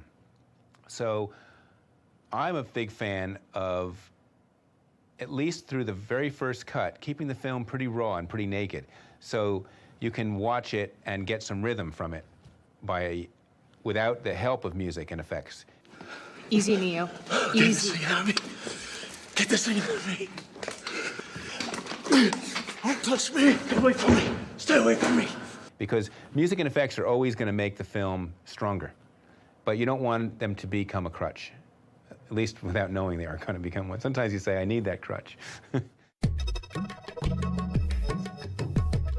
I am a sound designer supervising sound editor, which basically means I'm responsible for coming up with all the noises in the movie. This will feel a little weird. You know, obviously there were a lot of definitions in that movie about the nature of reality, and so I had to make a lot of definitions about the nature of the sound that defined reality or non-reality. No one's familiar with the sound of a squiddy. No one's familiar with the sound that the neb makes. We were watching dailies, and there was the incredible shot where the camera is pulling over the fetus, or not the fetus, the baby that was in the pod, and it's filling up with water, and the camera is pulling over it, and then the valve closes up. As the first take of that came up, they made this like shunk sound effect with their mouths. You know, it's to them like they had the sync track in their head running. It's usually a pretty good guide as to what it has to achieve. You know, that thunk was about 45 different sounds all put together, you know. Everything from plunger sounds to, you know, whacking a tire really hard and reversing it. You know, there's all kinds of crazy, like, toilet-type sounds in there, and, you know, but in the end, it had to just be thunk. We recorded for all of the fighting whooshing, which is an important part of it, which in the Hong Kong films is usually fairly simple. You know, it's the same kind of whoosh over and over again.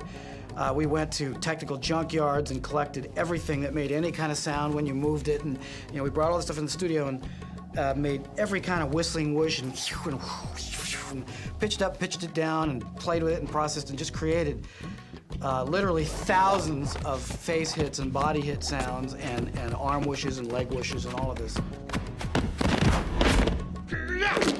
Trying to always have that very earthy, very brutal, very musical quality that those Hong Kong films had, you know, but I also wanted to give it a kind of definition and articulation that they never had time to really put into it. It wasn't really until I saw the movie that I saw how important the concept of reflections were as far as the Wachowskis were concerned. Almost every scene has some kind of aspect of a reflective subtext. When Trinity first encounters Agent Smith, she's sitting on a motorcycle and she sees him in the rearview mirror of her motorcycle. You know, almost every time when Laurence Fishburne is on the screen in his dark glasses, you see Neo reflected in his glasses. You know, the scene with the spoon moving around, it's always got somebody's face in it. I think I was able to take that ball and run with it and use reflections in the orchestra, you know, of one section against the other, or just a contrapuntal idea of place one on top of the other that would represent this reflection that we see on the screen. And that was really the key to it for me. We all pretty much agreed that an organic, orchestral, and choral approach was the best for the music, and then we could enhance that with some additional synthesizer and sampler elements. And then, whatever sequences had the protagonist, we could shift the emphasis onto the orchestra. When the machines were taking over, we could shift the emphasis toward the synthesizers. And it really worked pretty well.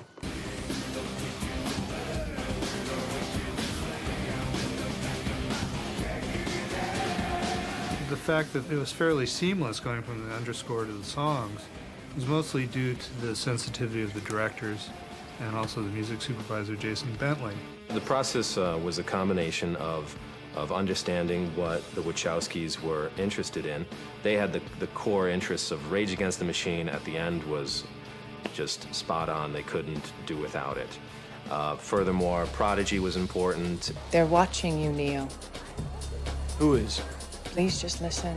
That was a natural connection, was some of the concepts in the film very much match this future-minded mentality that a lot of the producers in electronic music really subscribe to.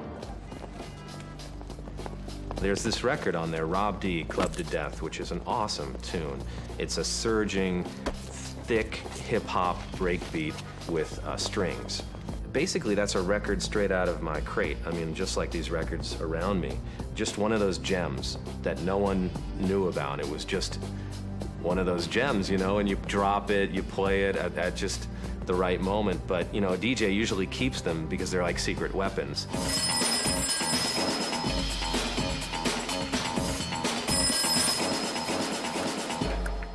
We're in. And then we, began to kind of just get it all done. And it was, as usual, it was a rough ride because there was just visual effects that weren't coming in time, and we had to do TV spots and a trailer, and we needed visual effects in the trailer, and they weren't ready yet. I mean, it's always a whole, tense, tension-filled moment when you're preparing to release a movie. In the last week of mixing, I took out 2 frames because the visual effect had come in and it wasn't exactly what I thought it was going to be. And I felt that this cut wasn't quite right. I figured this is the end. This is what's going to be there forever now. And I wanted it to be right. I remember me and Lorenzo sat down and they showed us the picture, and it was just, we were so just out of our minds. I was completely blown away by it. It exceeded my expectations. I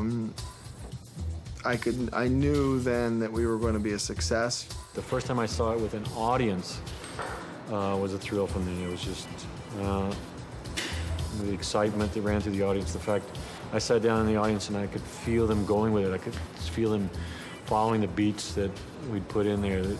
They were with them all the way, and there was applause halfway through. There was a standing ovation at the end. I remember being completely blown away with Carrie-Anne's the whole opening sequence, because I hadn't seen any of that, and how powerful that was, and what a great opening that was, and how Trinity worked really well. I'd never seen myself in a movie before, and so I had a really hard time. All I could see was everything I felt I did wrong, and I just was like cringing at everything I said, and it was just really, anytime I came on, I just had to do this. 2 things happened to me when I saw the film. First was that I remembered suddenly all the philosophical and spiritual lessons that are layered throughout the film. I had completely forgotten about that. And Morpheus scared the shit out of me. It was much more suspenseful than I thought it would be. I found it very moving. I was just amazed that they did what they set out to do.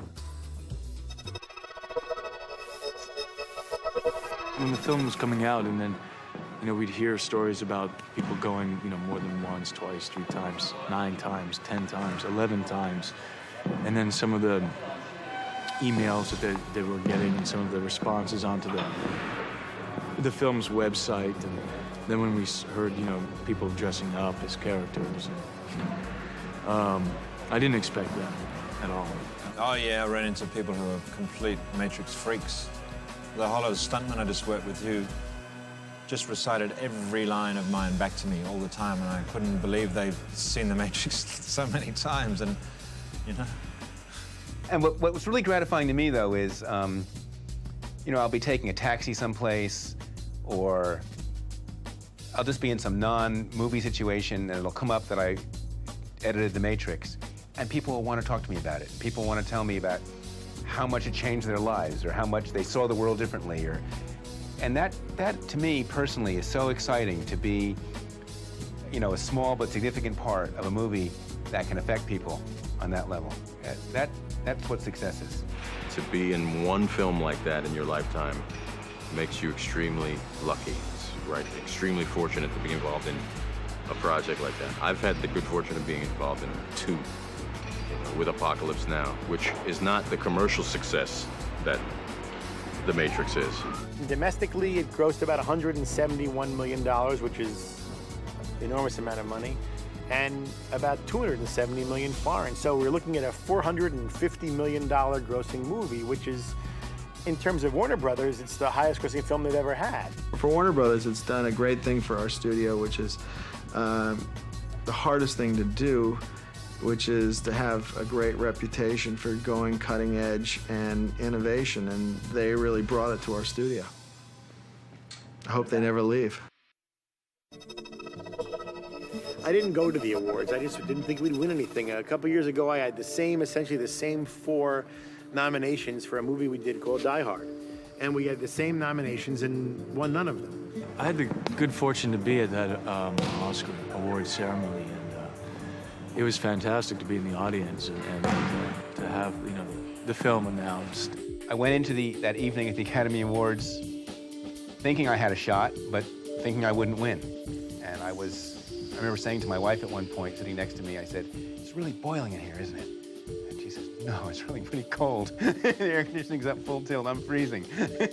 Getting the award was completely Matrix-like unto itself, just because, you know, you walk up there and none of it seems real in any way, and you're looking at these lights, but then you go through the curtain, and it's exactly like leaving the Matrix and going into the real world. It's just you go through these curtains, and everything's all black. There's all these people dressed in black, you know, tuxedos, with wires and gaffer's tape everywhere. It was just this completely, like, rigged, dirty, crazy world. It looked exactly like the world that the people in the Neb lived in, you know? Whereas up there on the stage was this manufactured world that I got to be in for a moment. So that parallel was almost too much for me. It was almost a total breakdown.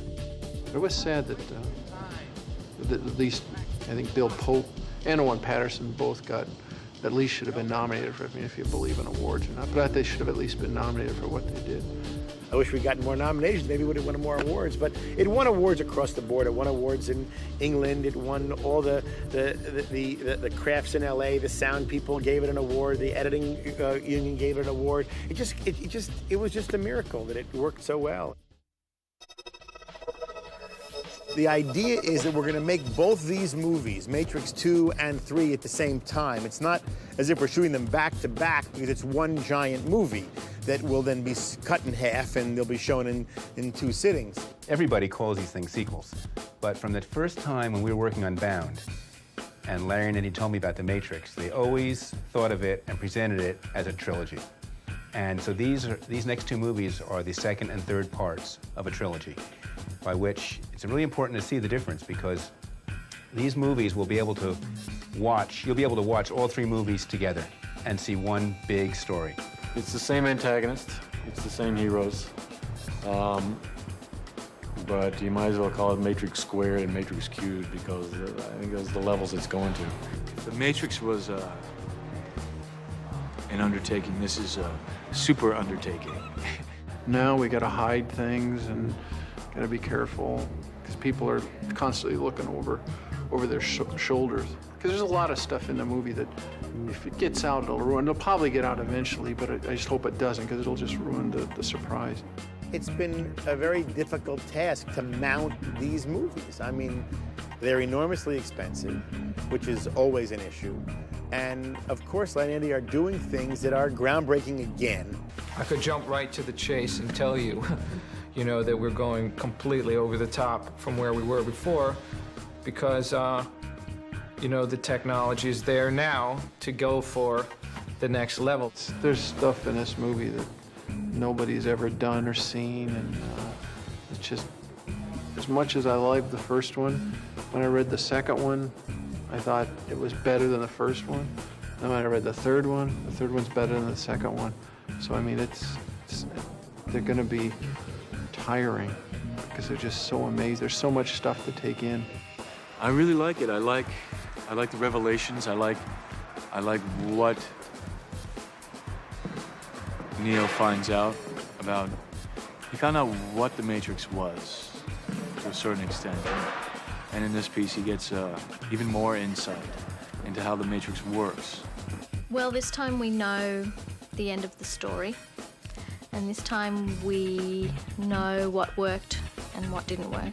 I'm really anxious to see what the look will be in the real world in the next two pictures. That, I think, will be probably, or has the potential to be something really, really interesting. You know, you should study up on your Hegel and Kant and Descartes and Judeo-Christian traditions and all the different things that are going on, because it's explored in the second and third movie, and when you see them as a whole, I think you will find there is a philosophical overlay to this entire thing that is quite profound.